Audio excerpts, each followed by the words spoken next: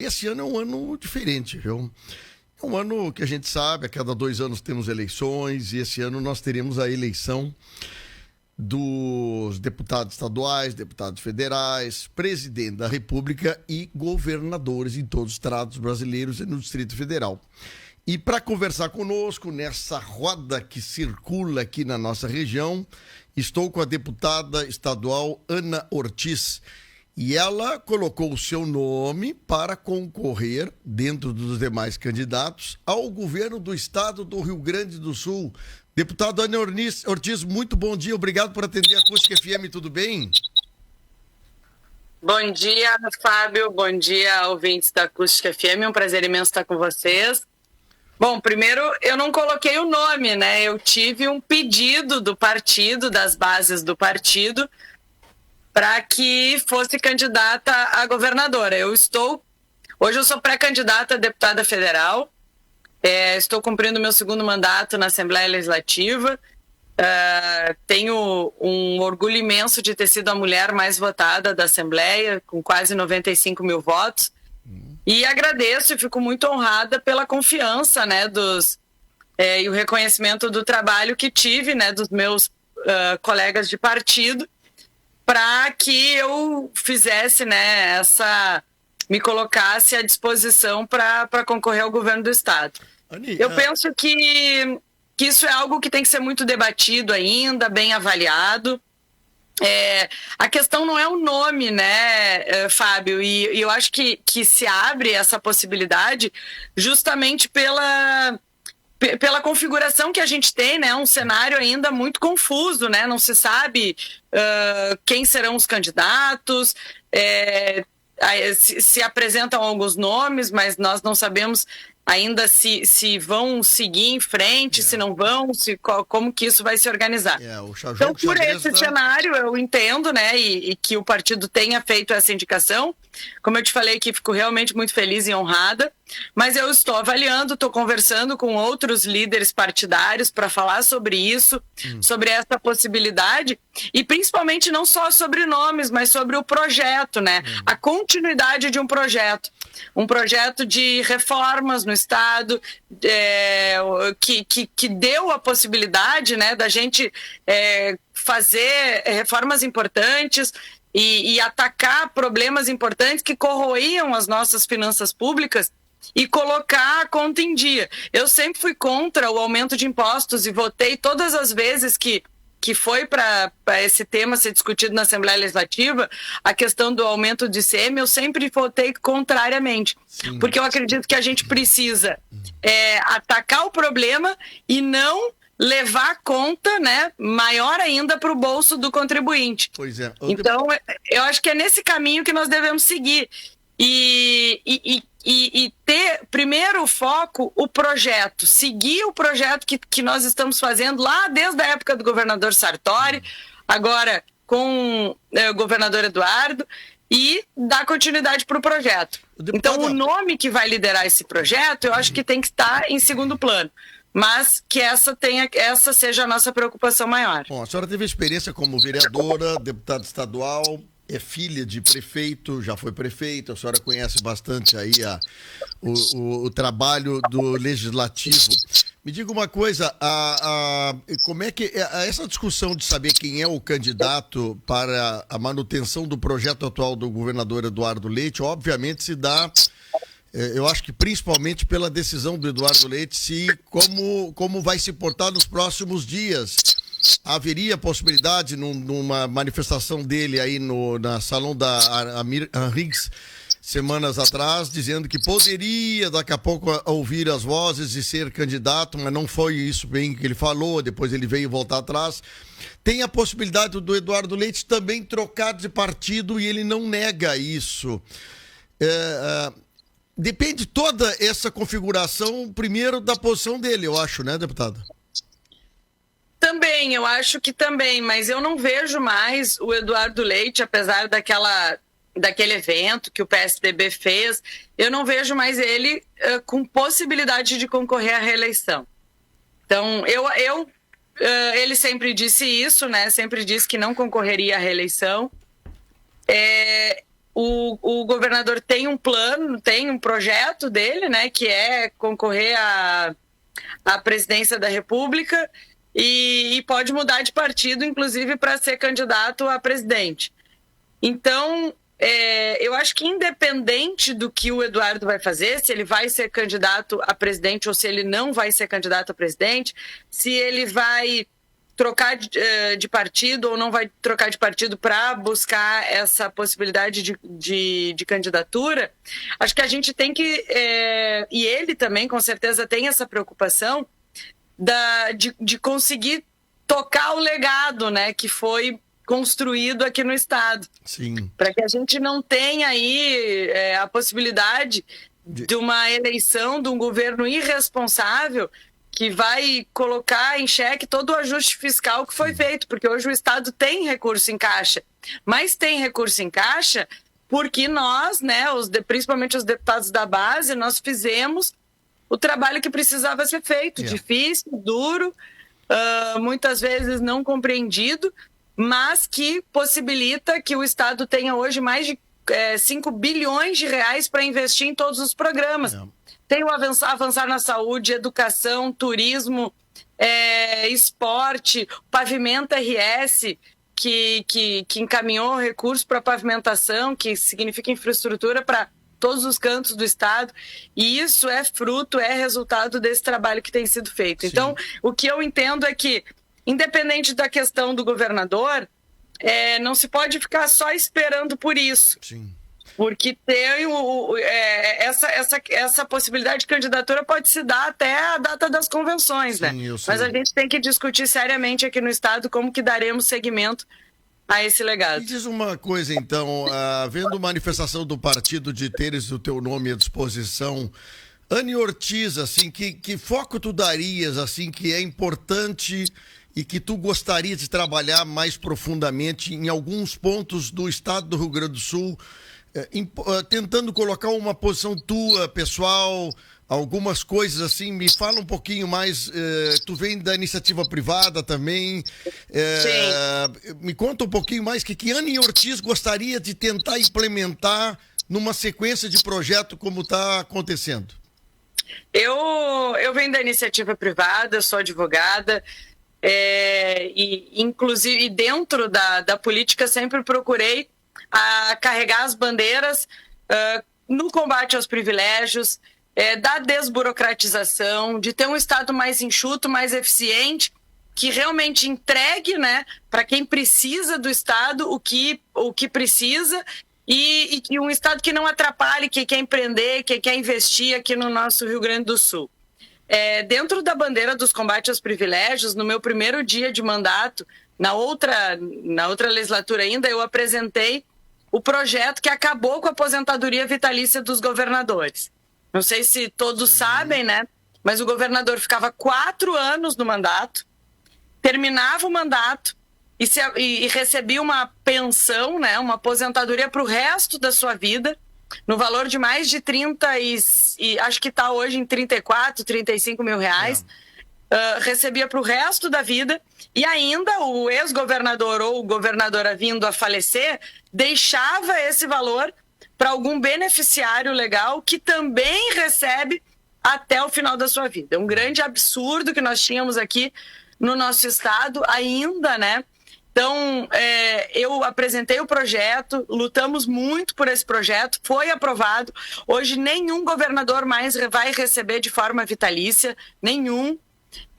E também os governadores que recebem, porque aí tem uma divergência em relação ao posicionamento do que eu entendo, né? E não só eu, outros demais deputados, e o que a PGE entende de pagamento para quem ainda recebe. Eu acho que quem recebe hoje não deveria estar recebendo, porque não tem mais legislação que prevê, porque a legislação foi revogada, que prevê esse pagamento. Sim, entendi. Então, deveria ter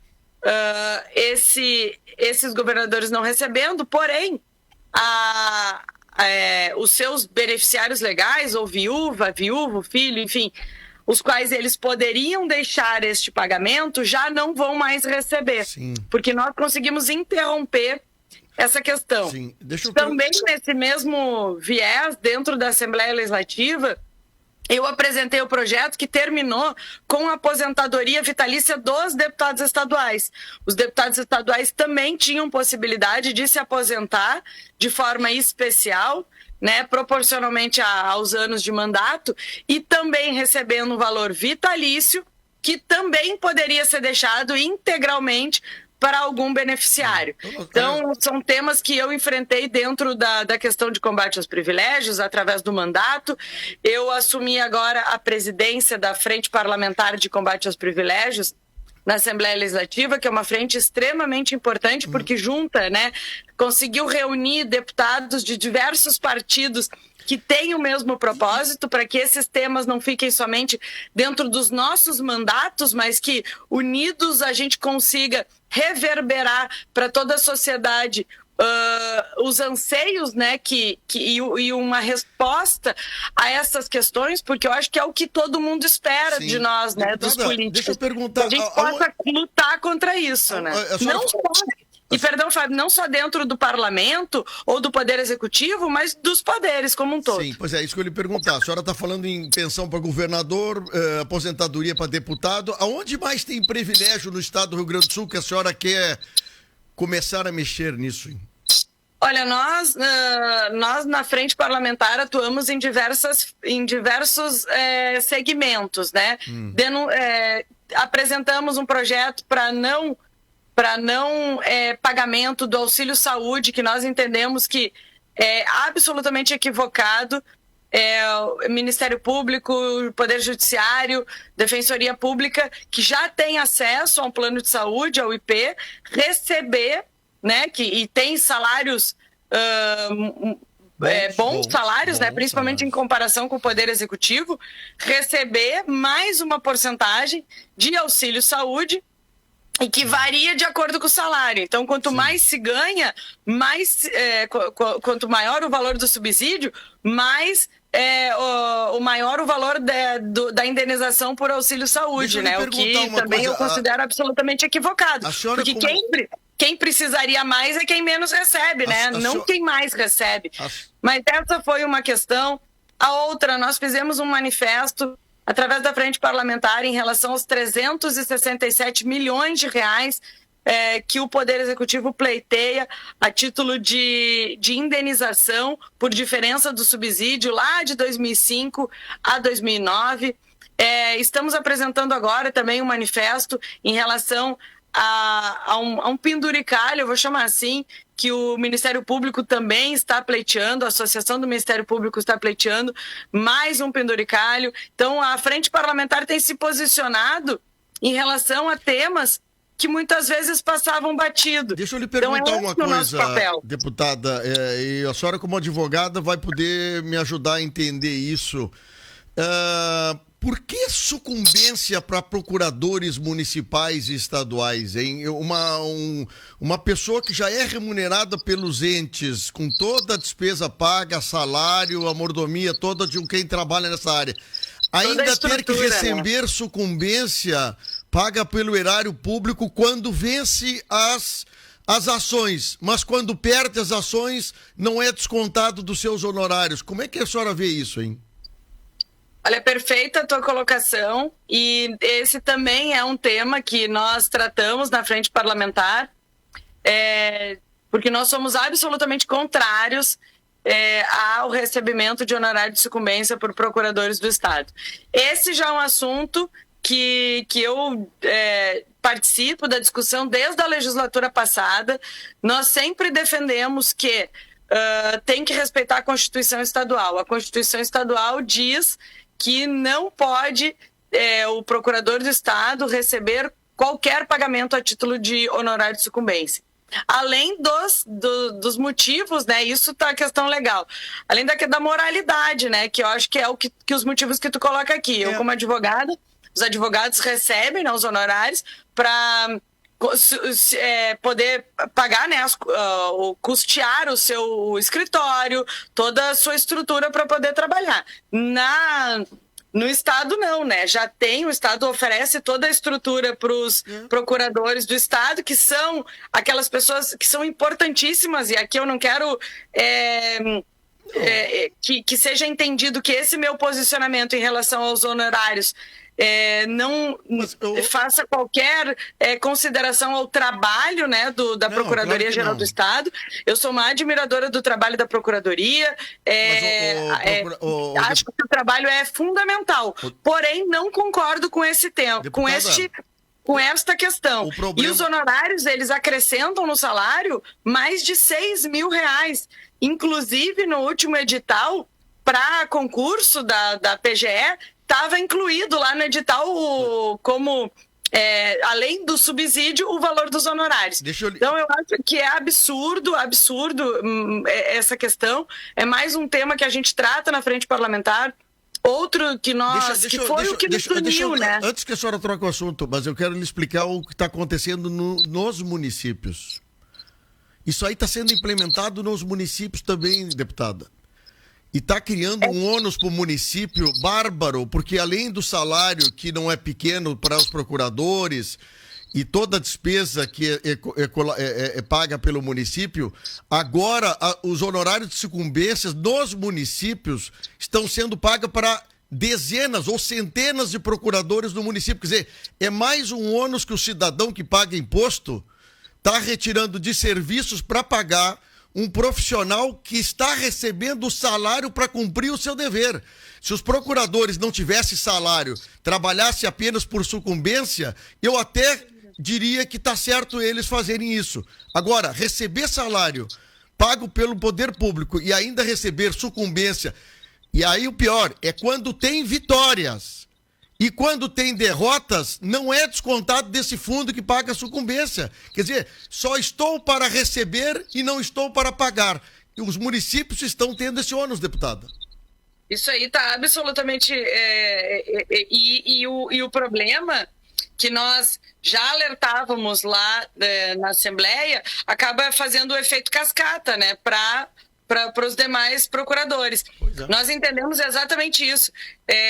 Quando se perde uma causa, tu também tem que pagar honorário para quem venceu. Então, fica muito bom, muito confortável, né? Muito cômodo, que seja só para um lado, né? Só quando eu recebo, ótimo, e quando perde a ação, não, né? E o Estado acaba tendo esse prejuízo. São essas questões, por isso que quando eu falo que a frente parlamentar ela é extremamente importante, porque são essas questões que unem diversos parlamentares que precisam ser combatidas. É isso que corrói as finanças públicas, né? Então, não tem dinheiro para tudo, não existe dinheiro para tudo. A gente sabe que as necessidades são muitas, as demandas são muitas, e o recurso ele é finito, e o cofre é um só. Bem isso aí. O cofre ele é um só. Então nós temos que atuar fortemente em relação a isso. Os ouvintes nossos aqui estão entendendo. Pô, mas o Fábio está falando com a deputada, pré-candidata ao governo do estado, de 2 ou 3 assuntos. Mas isso se somar, deputada, se constrói alguns quilômetros de asfalto. Fábio, deixa eu só te dizer uma coisa. Eu não sou pré-candidata a governo, viu? Isso é uma indicação do partido. Sim. Eu sou pré-candidata a deputada federal hoje. Mas o que tu disse é o seguinte: isso se constrói 3 ou 4 quilômetros de asfalto. Muito mais, tá? É muito mais. E é o que eu tava falando. Não tem dinheiro para tudo. O recurso é um só. Ou se aumenta impostos, né? E o Estado pesa mais ainda no bolso do contribuinte, ou então nós temos que atacar questões como essas, que acabam levando uma fatia grande dos recursos públicos. E mais, tem muita gente que trata o recurso público como se fosse de ninguém, porque público é de ninguém. Só que ele é de todos nós, e qualquer centavo tem que ser bem investido, bem aplicado, e com o maior retorno para a população. Uma escola aqui estadual, aqui no município do Cristal, paralisada a escola porque não tinha dinheiro para reformar uma caixa d'água que alimentaria os banheiros e as pias dos alunos. E aí tu vê do outro lado uma outra fonte de recursos sendo transferida para bolso de alguns em função da sua força política, da sua inter-relação com deputados, com gente que comanda. E eu gosto de tocar nesse assunto, deputada, porque aqui nós estamos carentes de coisas. E eu acho que agradar todo mundo não se vai agradar. E eu acho assim, tem hora e hora para acontecer as coisas. Quer dizer, alguns poderes estão com salários muito acima de outros poderes e o buraco e o fonte é a mesma. Quer dizer, tem que haver uma equidade disso. O professor não recebe aumento, e esse aumento dado pelo governador do estado aos professores de carreira, aqueles que já estão com 20, 30 anos, é uma vergonha. É uma vergonha. Para os novos vai ser bom, mas para os antigos é uma vergonha. Quer dizer, aí tu diz pro governador, tem que aumentar o salário dos professores. Mas da onde eu vou tirar o dinheiro? Bom, tem que começar a mexer nessas coisas, né? Eu sei que muita gente não gosta, mas tem que mexer. Muitas vezes o eleitor, né, quer, mas o que tu tá fazendo aqui pelo meu bairro, pela minha região, pela minha cidade? Mas quando a gente luta contra esse tipo de coisa, quando a gente batalha para que o recurso seja bem investido, a gente não tá só enxergando um único bairro, uma única rua, uma única cidade, mas trabalhando em prol de toda a população do Rio Grande do Sul. A frente parlamentar, só para... Eu sei que a gente tem horário aí, Fábio, mas só para concluir, e quero dizer o que nos motivou. Nós estávamos votando uma reforma estruturante importante que mexia em diversas carreiras, que tratava da Previdência e, ao mesmo tempo, o Tribunal de Contas do Estado pagava, né, indenizações altíssimas para membros e servidores. A gente viu alguns conselheiros do Tribunal de Contas, os valores eram 600 mil reais, 500 mil reais, 300 mil reais para cada um, né, a título de indenização por férias não gozadas e licença-prêmio que não foram usufruídas também. Então, nós, da Frente Parlamentar, naquele momento, nos reunimos, formamos a frente parlamentar no início de 2020, formamos a frente parlamentar, entramos com uma ação em relação a isso, porque o tempo de deputado, o tempo de exercício do mandato não pode contar para tempo de licença-prêmio, são coisas absolutamente diferentes, não tem nenhuma... Olha, não tem nenhum malabarismo que se faça que tu consiga colocar o tempo do mandato parlamentar para ser pago, né, como indenização de licença-prêmio. Sendo que a licença-prêmio que existia, agora não tem mais a licença-prêmio, ela é para servidores concursados, né? Então, concursados não, para servidores. Mas aí tu vê um interesse, aí tu acha uma brechinha para os seus interesses, para o seu umbigo, e aí a coisa acontece. Deputada Ana Ortiz, é o seguinte, nós temos muito assunto para falar, não vai ser possível tudo hoje, eu sei que daqui a pouco tu tem compromissos aí. Mas eu queria te perguntar uma última coisinha. IP Saúde, tá? Tá complicado o IP Saúde, médicos estão reclamando que não recebe mais recursos, os recursos são muito mais baixos, até muitas vezes que o INSS. Milhares de funcionários são dependentes do IP. Como reverter isso, deputada, para melhorar esse sistema de saúde que protege tanta gente no estado do Rio Grande do Sul, hein? O IP passou, né, por um momento de muita dificuldade. O governo tem que investir, tem que incentivar mais o IP. Realmente, muitos médicos optam por não atender mais o IP por conta da remuneração. A gente sabe, né, que o que o IP paga para o médico é muito pouco e o médico pode optar ou não por atender. Então, o IP é um bom plano de saúde, passou por reformulações a partir dos últimos anos, tem que cuidar, assim como qualquer empresa, tem que cuidar do seu caixa, tem que ter gestão. E eu acredito que precisa, em relação ao IP, é mais isso, é um cuidado. Mas o IP já está, olha, apesar de todas as reclamações, já está muito melhor do que já foi. Quer dizer, que já foi não num passado distante, mas num passado próximo. A situação do IP era muito complicada. Separamos o IP Saúde do IP Previdência. E o que precisa é não só investimento, mas investimento e gestão. Porque não adianta só a gente falar em investimento, porque senão, se o recurso não for se investir em determinado setor, na saúde como um todo, em hospitais, e a gente vê isso por hospitais também, afora aí do nosso estado. Se não tiver uma boa gestão para gerir esse recurso e aplicar ele onde deve ser aplicado, não tem dinheiro que chegue. Mas olha, muita gente dependendo, reclamando, médicos saindo fora porque não recebe e professores, funcionários não tendo onde recorrer a esse assunto. Deputada Ana Ortiz, vamos conversar outra hora? Vamos, estou à disposição aqui sempre de vocês para tratar destes temas, né, de privilégios que acabou tomando conta aqui do nosso espaço, mas é um tema muito importante. Eu acho que esse alerta a gente tem que fazer. Não tem o dinheiro, a fonte é um só, que é o dinheiro do contribuinte, dinheiro dos impostos que cada um paga, e ele tem que ser bem investido. E muitas vezes a gente vê os privilégios aí corroendo as nossas finanças, e é isso que nós temos que combater, para sobrar recurso para pavimentação, sobrar recurso para investir nas escolas, sobrar recurso para investir em segurança pública, que é tão importante. Então, que a gente possa, primeiro, ter um Estado com menos burocracia, que olhe mais, com mais carinho, né? E seja aberto para o empreendedor, porque o Rio Grande do Sul é um estado que tem essa característica, mas muitas vezes a gente vê muitas empresas indo embora do nosso estado por conta das dificuldades enfrentadas aqui da burocracia.